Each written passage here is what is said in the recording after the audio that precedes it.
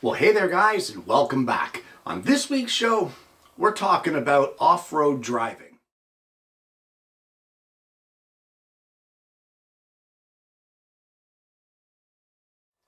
Now, I know that I've covered this subject before here on the show, and you know what? It's an ever-evolving subject.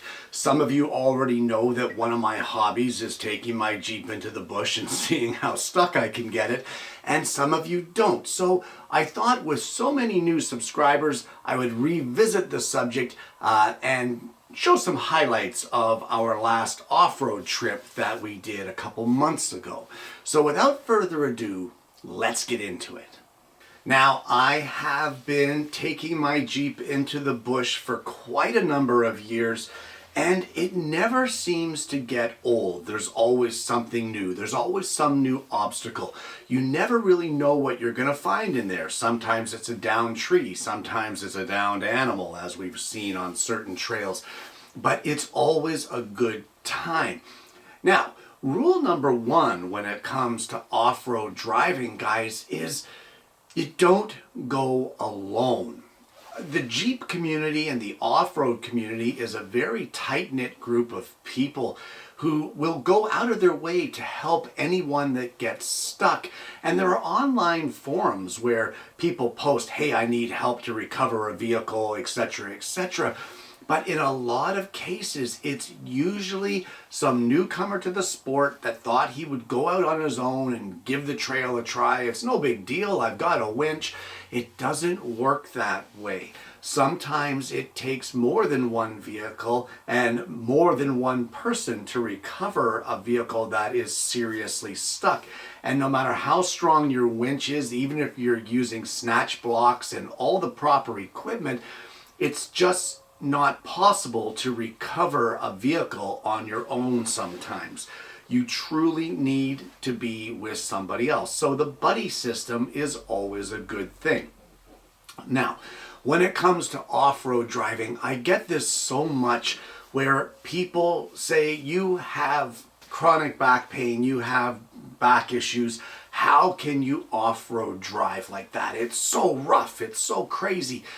Guys, off-road driving is not about going into the bush saying, hold my beer and watch this and just giving her. That is not what off-road driving is.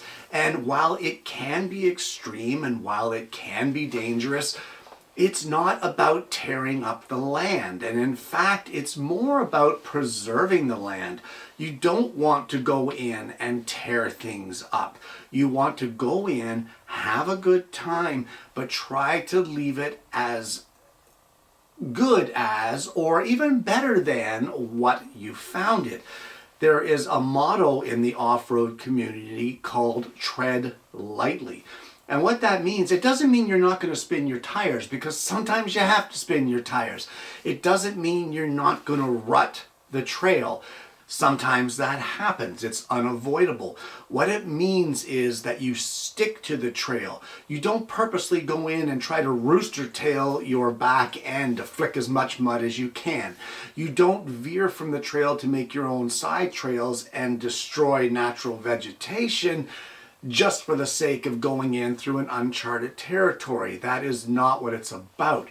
We ride the trails, and we ride them together as a group, and it usually works. Now, the group, it's best to be with a club if you can, and truth be told, for 6 years I was the president of the oldest off-road club in the province. And in November of 2022, I decided on my own, although I was unanimously voted in to be the president again, I decided it was time for me to step away from that role. And I stepped down as president and let somebody else step in.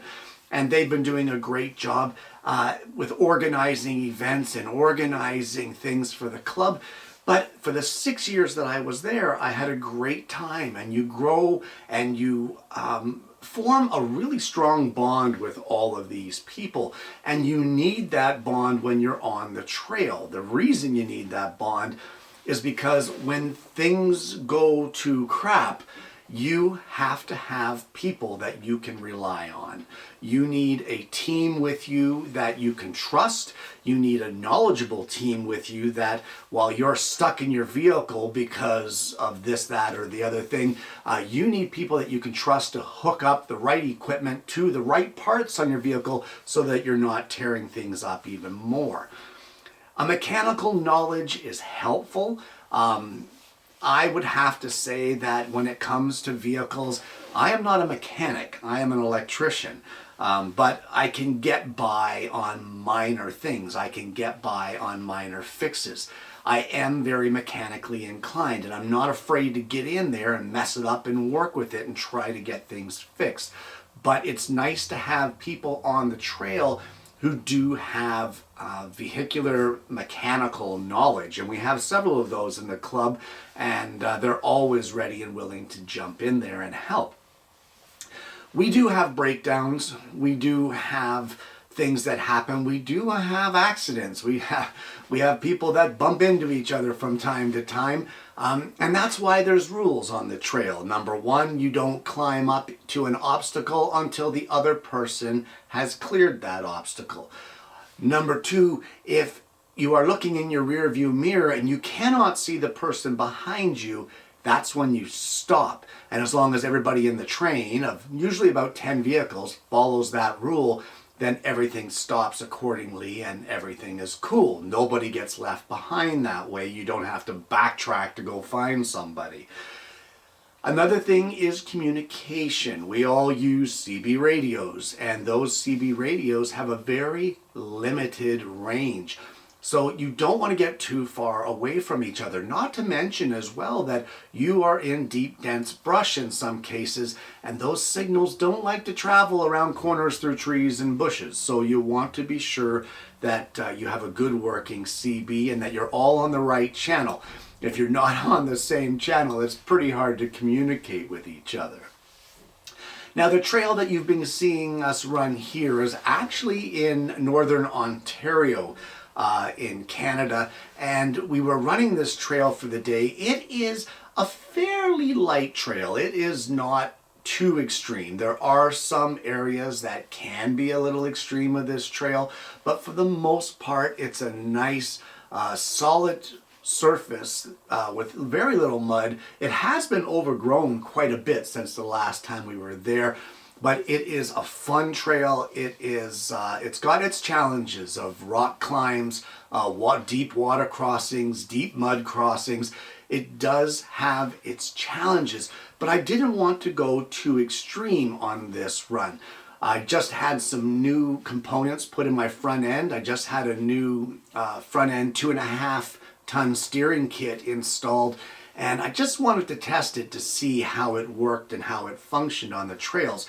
I didn't want to get too extreme and have it so that I ended up snapping something because I was used to how the vehicle functioned prior to the steering kit, and then I get the extra heavy duty steering and I expect it to work one way and it works another, and I end up snapping something because of that.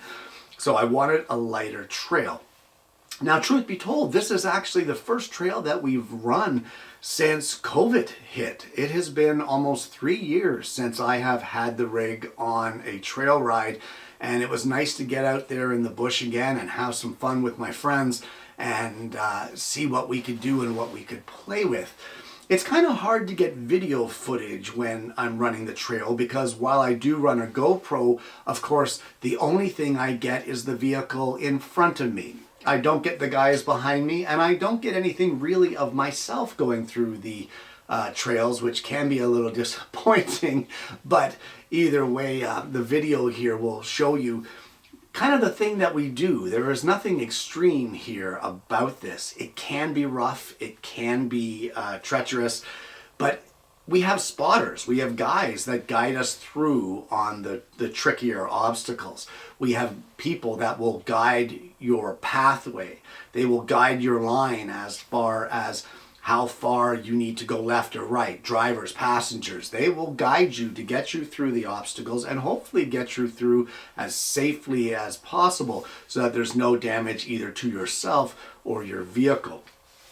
As with any of these videos that I take, of off-road driving, it always amazes me how when you're in the vehicle, it feels like you are running the most treacherous trail on earth. But you look at the video and the video never, ever does it justice. I have had I have had trail rides where I have been on a downward slope and had everything from the rear of the vehicle come flying to the front because the downward slope was so drastic. But when I checked the video footage, it looked like I was at the local shopping mall just coming out of or going down into the underground parking. It's not the case. It always feels worse than what it looks, but it's always a load of fun. Now, the thing with the water crossing, guys, is you really have to be careful when hitting a water crossing in any vehicle that you're not punching it too hard. For very deep water crossings, you want to hit that water with enough force to cause a wave, and then you can follow that wave across the water crossing so that you don't get swamped. If you hit it too hard, that water is coming over your hood and you're going to have a problem. I didn't realize this one crossing, of course, was as bad as what it was. Hit it a little too heavy and ended up paying the price. But again, everybody pitched in. We popped the hood, pulled apart the air intake, and made sure that I took no water on, and that way I'm not hydrolocking anything. We have had vehicles hydrolock on the trail, and actually had the tools between all the different vehicles to pitch in and fix that hydrolock by pulling spark plugs and running the engine constantly to get the water out of the piston chambers and that sort of thing. Actually got it running again, got the spark plugs back in it, got all the water out of the system, and it ran for the rest of the day, blowing white smoke, but it still ran. And he was still able to get off the trail. Well, guys, there's a lot more to this than what appears here. We just don't arrive and show up and start driving on the trail. So I thought I would go through just a couple small points here of things that we do both before the trail and, you know what, after we get home. So why don't we have a look at that? So before going on the trails, you want to lower your air pressure, and some guys go extreme, like 2 pounds, 5 pounds of pressure, but they have a bead locker around the edge of this that prevents them from losing the seal of their tire. Now, this is my spare. I'll just demonstrate here how I lower the pressure for those that are interested. And I have this kind of cool little device, and this actually lowers the pressure by removing the valve stem. So all we do is we install this onto our tire stem here, and then we can just pull this to make sure that there's no leaks. You then use this top knob to push it in, and you can unscrew it, and that will actually remove the valve stem from your tire, but keep it fully enclosed in here so you don't lose it. And we can see here I'm running at about 32 PSI. Then you just release this. And you can drop your pressure very, very quickly. I usually go down to about 18 PSI. That allows the tires to be soft and moldable. They'll go over all the obstacles and give you more rubber on the obstacle to give you more traction. When you're done removing the air, you can just push this back in, reinstall your valve stem. You don't need to crank it in there, just a little twist. You can pull this to make sure that it's not leaking anymore, that your valve stem has been installed, and then once you're secure with that, you can remove the entire item, and away you go. You're good to go. Well, this is obviously after the trail ride, and one of the things I have on my truck that I use for every trail ride is these magnetic skins, and we can just peel one partially off here, and it is a full door magnet that is custom cut for my truck. It goes over all 4 doors and the quarter panels, and it protects it from the trail rash and from scratches from branches. You can see scratch marks here. That would have been nasty pinstriping on my Jeep if it were not for these magnets. You can see underneath the paint is pristine. There's no scratches. So there's just another item that we use on the trails to keep the truck looking good, considering it is actually my daily ride. Well, to make the ride inside the cab a little smoother, I actually remove my drop links for every trail. What that does is it lets the sway bar of the truck free float to give you much more flex in the front end and allow the suspension to do its job side to side without bouncing the cab around. Now mine are quick connects. I pull this one pin here and the one up top, and then you can pull off your drag links and allow your sway bar to go free floating. But you really want to tie that sway bar up because it can drop down and then puncture the sidewalls of your tires. But there you go. That's making a bit of a smoother ride. And now it's time to pressure wash all this to get all the mud and sand out of it from the trail ride. And there you have it. A little bit of off-road driving. Guys, it seems like all of my hobbies involve certain elements. There's certain elements that are involved in every hobby that I have. One seems to be expense. I don't do anything cheap, it seems. And off-road driving can be very expensive. Just the cost of the vehicle alone, for starters, and then all of the modifications that go into it if you go that road. My vehicle is pretty heavily modified for what I do. Everything from compressors under the hood, pneumatic lockers, custom gear sets, custom drive shafts, that new 2.5 front steering, the bigger tires, the rims, all the switch panels and the electrical, the winch, etc., etc., etc. It just goes on and on and on. I've even got water tanks in my bumper that carry 5 gallons of water with me on the trail. Now, guys, this isn't for everybody, but it can be expensive. The other element that seems to be involved is a risk. There always seems to be some kind of element of risk there. Out here in the shop, you're always risking getting cut or injured, something in the eye, etc. It's the same thing with off-road driving. Things can go a little crazy, and there is the risk of being seriously injured or injuring your vehicle or damaging your vehicle. One of the things I will say, and I don't want to harp on it too much, but on my winch, I run a synthetic rope. There's several reasons for that. One reason is that it doesn't hold kinetic energy. So if that rope should suddenly break and fray and pop apart, it just drops to the ground. Whereas a steel cable, if a steel cable snaps, it holds kinetic energy, and that energy and that cable is coming straight back at you through the windshield. Hence why we always drape a blanket over anyone who's using steel cable. I also like the synthetic rope because it doesn't fray like steel cables, so you don't have those sharp steel burrs sticking out cutting into your hands.